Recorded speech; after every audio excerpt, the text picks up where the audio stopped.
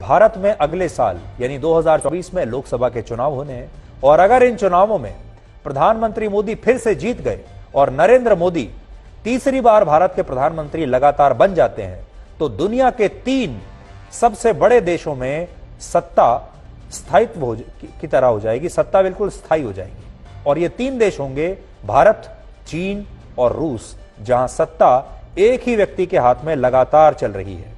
Russia में इसलिए क्योंकि वहां वर्ष 2012 से ही व्लादिमीर पुतिन राष्ट्रपति के पद पर हैं और 2021 में वहां एक नया कानून आया जिसकी मदद से पुतिन 2024 में अपना दूसरा कार्यकाल समाप्त होने के बाद भी वर्ष 2036 तक रशिया के राष्ट्रपति बने रह सकते हैं।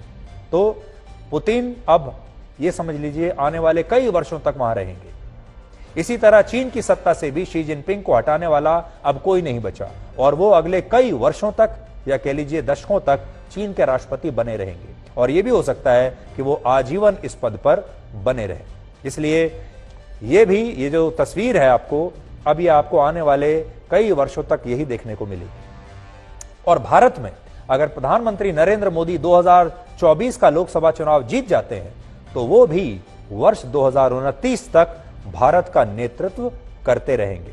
कुछ समय पहले इंडिया टुडे ने एक सर्वे किया था जिसमें देश के 52% लोगों ने कहा था कि अगर आज चुनाव होते हैं तो प्रधानमंत्री मोदी को वोट देंगे, जबकि सिर्फ 14% लोगों ने कहा कि वो राहुल गांधी को वोट देंगे। यानी अगर प्रधानमंत्री मोदी 2024 में फिर से जीत जाते हैं तो वो 2029 तक भारत के प्रधानमंत्री बने रहेंगे।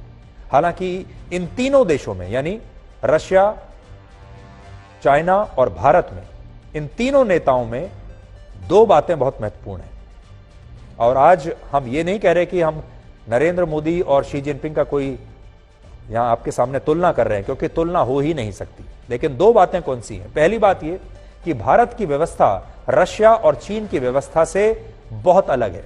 राजनीतिक व्यवस्था, संवैधानिक व्यवस्था, क्योंकि रशिया में इस समय लिमिटेड डेमोक्रेसी है, यानी बहुत सीमित लोकतंत्र है, बहुत सीमित अधिकार हैं लोगों के पास। और चीन में डेमोक्रेसी है ही नहीं, लोकतंत्र है ही नहीं। और भारत में इस समय फुल डेमोक्रेसी है। इतने बड़े साइज का भारत अकेला देश है पूरी दुनिया में जहां पूर्ण लोकतंत्र है, फुल डेमोक्रेसी है। तो यह फर्क है इन 3 देशों में। दूसरी बात यह कि इन तीनों देशों के नेताओं में प्रधानमंत्री मोदी उम्र में सबसे बड़े हैं। प्रधानमंत्री मोदी 72 वर्ष के हैं, पुतिन 70 वर्ष के हैं और शी जिनपिंग 69 वर्ष के हैं। तो ज्यादा अंतर नहीं है, 69, 70 और 72। लेकिन ये 3 नेता दुनिया के ऐसे हैं जो लगातार इतने वर्षों से राष्ट्राध्यक्ष बने हुए हैं, या समझ लीजिए प्रधानमंत्री या राष्ट्रपति के पद पर बने हुए हैं।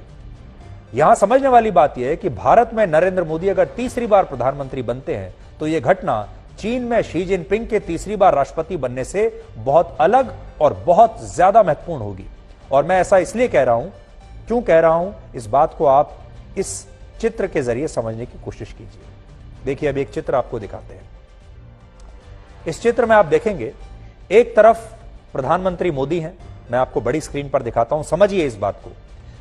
प्रधानमंत्री मोदी को चुनाव लड़ना होता है, हर साल कहीं ना कहीं विधानसभा चुनाव होते हैं। उस चुनाव में हार जीत का जो दोष है या श्रेय है वो प्रधानमंत्री मोदी को दिया जाता है। उन्हें हर बार उनकी ताकत को तोला जाता है किसी भी विधानसभा चुनाव के जरिए। फिर 5 साल में लोकसभा चुनाव होते हैं, वो उन्हें जीतना होता है।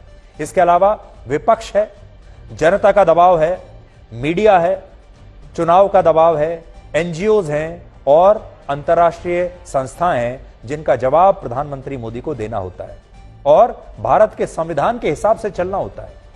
और इन सब का भार हमारे देश के प्रधानमंत्री के सिर पर हमेशा होता है। दूसरी तरफ शी जिनपिंग है जिन्हें किसी को जवाब नहीं देना। उन्हें ना तो चुनाव लड़ना है, ना किसी अदालत को जवाब देना है, ना अपनी जनता को जवाब देना है, ना ही किसी लोकतांत्रिक व्यवस्था को जवाब देना है, ना उनके देश में कोई एनजीओ है, ना उनके देश में कोई ऐसा मीडिया है जो उनसे सवाल कर सके। और असल में ये सारी संस्थाएं, जनता, अदालत और एनजीओज असल में शी जिनपिंग के पैर के नीचे दबे हुए हैं। तो जो चीज शी जिनपिंग के पैर के नीचे दबी हुई है चीन में, वही सारी चीजें प्रधानमंत्री नरेंद्र मोदी के कंधों पर या सिर पर एक भार की तरह है। और उन्हें इन सब का जवाब देना होता है। और सोचिए, शी जिनपिंग को बिना चुनाव जीते अब तीसरा टर्म मिल रहा है, लेकिन प्रधानमंत्री मोदी को अगर यह तीसरा टर्म मिला तो कितनी मुश्किलों के बावजूद मिलेगा। तीसरी बार भारत जैसे देश में चुनाव जीतना लगभग असंभव सी बात है।